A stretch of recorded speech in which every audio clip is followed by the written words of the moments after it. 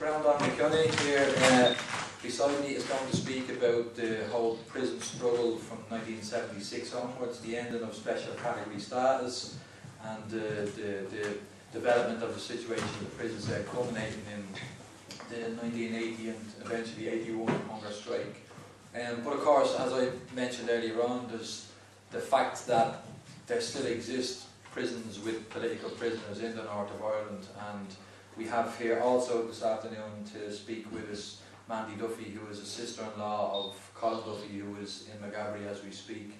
And we also have here with us today, we have the wife and children of Dee McLaughlin, who is also on the protest in Maghaberry from Tyrone. So I'd like to welcome all of these people here this afternoon. And without much further ado, I'll introduce Breandán Mac Cionnaith, General Secretary of Éirígí, himself a former political prisoner. And he's going to address the issue of the ending of special category status, and again the situation that eventually resulted in the death of 10 volunteers in 1981. So could we follow of Breandán Mac Cionnaith?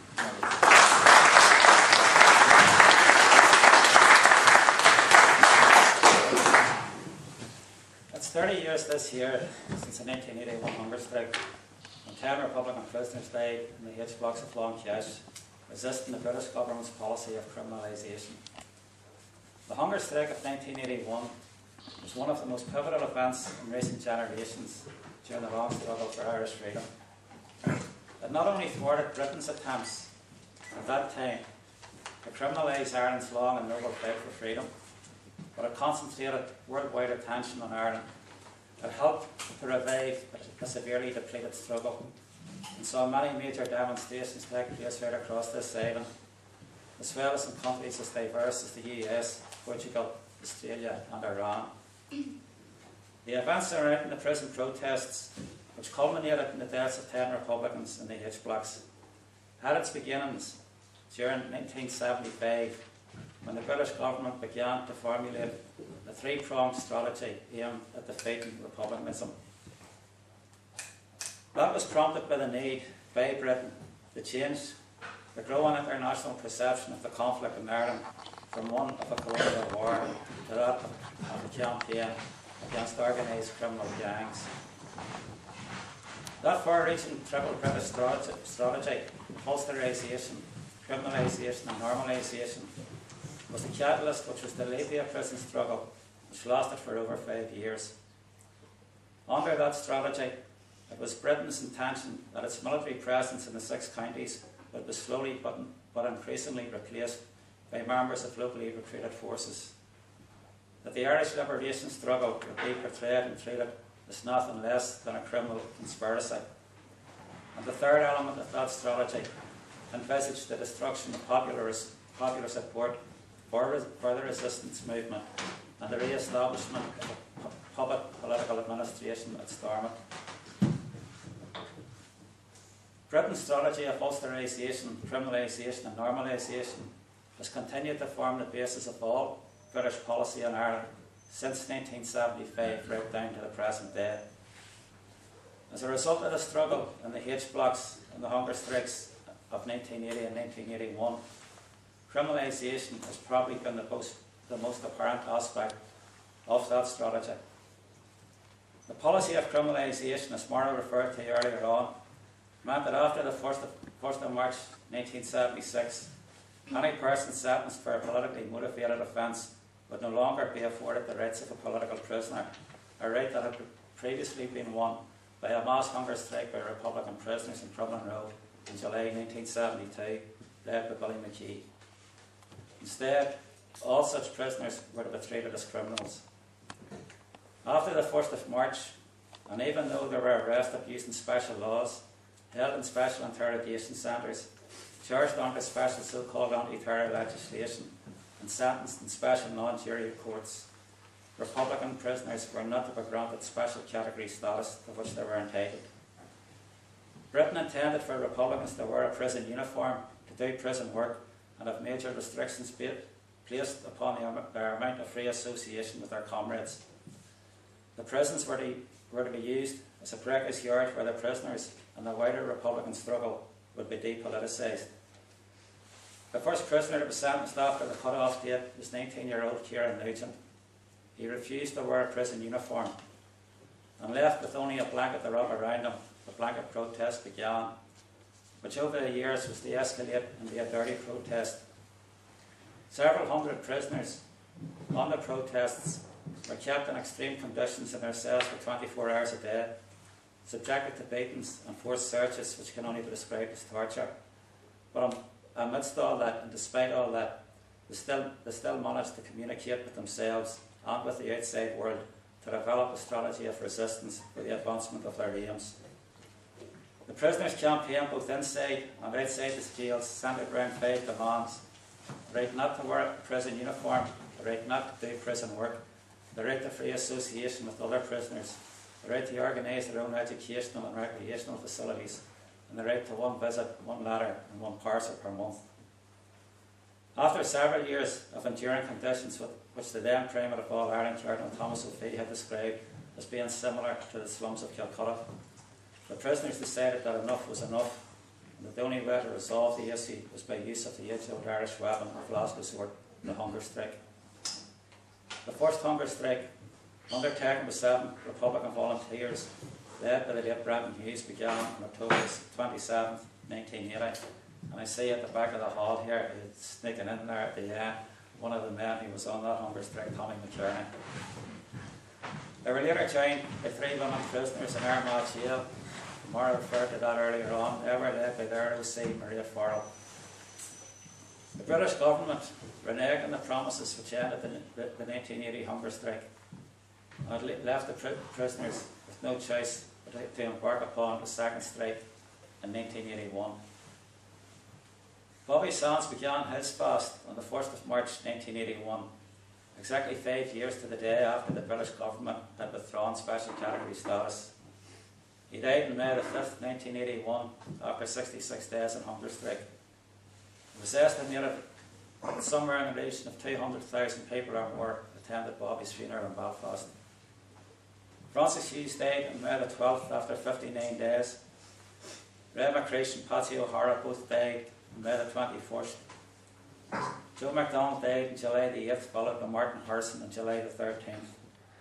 Kevin Lynch died on the 1st of August, and Kieran Doherty died the next day. Tom McElwee, cousin of Francis Hughes, died on the 8th of August after 62 days, and finally, Michael Devine from Derry died on the 20th of August after 60 days of hunger strike. In October 1981, the prisoners themselves ended the hunger strike, but within a year and a half, almost all of their demands had been achieved. And I know that there are people here in the hall who were comrades of some of those who died. I'm also sure that there are others present here who worked long and hard on behalf of the prisoners on the outside. Like me, I'm sure they can recall those days from the years from 1976 right through to 1981. There were days and months and indeed years that were both dispiriting and uplifting at the same time. It's often forgotten that the British strategy of austerisation, criminalisation and normalisation came very close to defeating the Republican struggle on the outside during that same period of the 1970s. The conveyor belt of criminalisation saw hundreds of Republicans, hundreds of activists and hundreds of supporters dragged off the golf barracks in Castlereagh, where they were tortured by Crown forces. They were charged and then sentenced, often without evidence, in Diplock courts before ending up in the H blocks, McGilligan or Armagh prisons. There were many Republican structures right across the 6 counties which were completely decimated by those losses. Faced with those losses, and a proactive and a very effective British propaganda campaign, which was assisted by the so-called Peace People organisation, many influential sections within the Catholic Church, and by many anti-Republican constitutional nationalist politicians, the task for others to maintain, rebuild and revitalise the struggle was an onerous one, a difficult one, and indeed a dangerous one. When Kieran Nugent and other Republican prisoners refused to don their uniforms in 1976, none of them realised at that time that their struggle within the jails would become so pivotal to that task of rebuilding the Republican struggle on the outside. And small groups of their relatives, friends and supporters began to campaign on behalf of the prisoners. They too did not realise how important their work would be to repopularising and revitalising the Republican struggle. Let's not be mistaken about this, because when people look back in that whole period of 81, the vision that they have are the huge crowds in support of the hunger strikers in 81 and 80 and 81, and the massive attendances at the funerals of the 10 hunger strikers.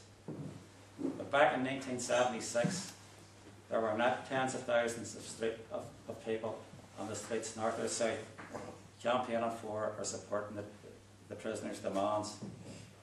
That support, that realisation of the injustice being inflicted upon the prisoners only came after several years of very hard work, much sacrifice and much perseverance. And it's a lesson that people need to remember.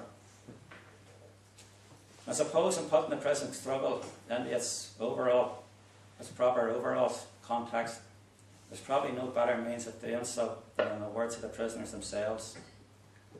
In the course of their statement announcing the end of the hunger strike in 81, the prisoners said, "We feel that it is of paramount importance that the political revelations, the lessons and consequences of the hunger strike are recognised and perpetuated in the minds, the hearts and demeanour of the nationalist population of Ireland. One of the primary lessons to emerge from this second hunger strike is that the nationalist community is politically inconsequential and impotent in the context of the six-county state. Despite the electoral successes, despite the hundreds of thousands of people at hunger strikers' funerals, despite massive unprecedented displays of community support and solidarity, the British government rigidly adhered to the precept that made us right and set about hammering home that nothing has really changed since the fall of Stormont or from the inception of this state. That is, that nationalist Ireland must always be subjected to the British and Loyalist field." The prisoner's statement went on to say, "There were several reasons given by our comrades for going on hunger strike. One was because we had no choice and no other means of securing a principled solution to the protest. Another, and of fundamental importance, was to advance the Irish people's right to liberty. We believe that the age-old struggle of Irish self-determination and freedom has been immeasurably advanced by this hunger strike, and therefore we claim a massive political victory. The hunger strikers, by their selflessness, have politicised a very substantial section of the Irish nation and exposed the shallow, unprincipled nature of the Irish partitionist bloc. Our comrades have lit with their very lives an eternal beacon which will inspire this nation and people to rise and crush oppression forever, and this nation can be proud that it produced such a quality of manhood." The prisoner stated, concluding by saying, "We pay a special tribute to the families of our dead comrades. You have suffered greatly with immense dignity. Your loved ones, our comrades and friends, were and we'd be very proud of you for standing by them. No tribute is too great." Comrades, that statement from the prisoners in 1981 is probably just as relevant today as it was 30 years ago. 3 decades on from those momentous times, we must remember also that Britain's triple strategy of austerisation, criminalisation and normalisation still continues to be implemented. It is being implemented in a more refined, more subtle manner than it was in the 70s and 80s, but it remains the same strategy with the same purpose: to defeat and to isolate and defeat the Republican struggle, to maintain and reinforce the partition of our country and our people, and to undermine our objective of achieving true freedom through the establishment of a 32-county socialist republic. To defeat Britain's strategy, we must refocus our efforts in rebuilding, repopularising and revitalising the Republican base. We must re-educate others as to the true purpose and nature of our struggle. But we must also be realistic. We must recognise that radical Irish republicanism has been severely weakened and marginalised in recent years. We must again overcome that weakness on marginalisation if we are again to develop popular support to achieve our objective, the 32-county Socialist Republic. And before continuing, I wish to say that as a former prisoner, I have witnessed and experienced at first hand the benefits which the prison struggle and the hunger strike eventually brought to the men in Long Cash and the prisoners in other jails. So it's therefore impossible even to mention, to speak here today without making direct reference to the fact that there are scores of Republican prisoners still being held in British cells in Maghaberry and elsewhere. In Maghaberry in particular, in the words of the Christy Moore song, less than 90 miles from Dublin town, just as happened in the 70s and 80s, there are prisoners in British cells who have been arrested, just as in the 70s and 80s, under special laws, that have been held in special interrogation centres, that have been charged under special so-called anti-terror legislation, and that have been sentenced in special non-jury courts. They are not granted special category political status. Those prisoners and their families are currently engaged in a battle with the British government. It is a battle which we all support. The prisoners in Maghaberry are entitled to political status, and it should be granted to them immediately. Likewise, as we remember the 10 hunger strikers who died in Long Cash in 1981, we should always be mindful today and over the coming weeks that 4 days ago was that he made reference to. Comrades in the Popular Front for the Liberation of Palestine who are held in Israeli jails and detention camps embarked upon a mass hunger strike. We should also extend our support and solidarity to those prisoners and their families as well. On the 14th day of his hunger strike, Bobby Sands wrote the following into his diary. I've always taken a lesson from something that was told to me by a sound man. That is that everyone, Republican or otherwise, has his own particular part to play. No part is too great or too small. No one is too young or too old to do something. There is much to be done that no select or small portion of Irish people can do. Only the greater mass of the Irish nation will ensure the achievement of the Socialist Republic, and that can only be done by hard work and sacrifice. And it's worth noting that many of those who refer to that extract from Bobby Sands' diary often fail to make any reference to that latter part, that second part of that same diary quotation. But when we look about us today, and we look at those who have inspired us, whether individually or collectively, as socialists and Republicans, we find that all those people who inspired us all had certain things in common. It matters little if those who inspired us were part of our own struggle, like James Connolly, Tom Clark, Liam Mallows, or Bobby Sands, Francis Hughes, Joe MacDonald, or Martin Harrison, or any of their comrades. It matters little whether those who inspired us played parts in other struggles in Europe, in Africa, in Asia, or Latin America. The common thread that went through all of those who gave us inspiration is that they all shared a deep love and appreciation of humanity. They all had an unquenchable desire for justice and freedom, and they all had a willingness to step forward and to be in the forefront of struggle, no matter where it was and no matter what danger it brought upon themselves. Those who inspired us also share another common feature from which we must learn. We must learn from their ability to analyse, their ability and their willingness to identify and to organise against the guilty in society, no matter how great or how powerful the guilty may be. But above all else, we must learn that these people offered practical solutions which advocated far-reaching and radical change to society in times which were extremely difficult and in conditions which were not ideal for revolution. They developed and they presented alternative solutions that made sense to the young and to the old, to the landlord's tenants, to the landless labourer, to the small farmer and the industrial worker, to the oppressed, the dispossessed, and to all those who were and still are exploited by imperialist and capitalist systems of greed. And because they offered solutions in their times which made sense, they were able to provide hope and encouragement and leadership to others. And through that process, they were also able to gradually build strong and effective liberation movements based upon a very firm and solid base.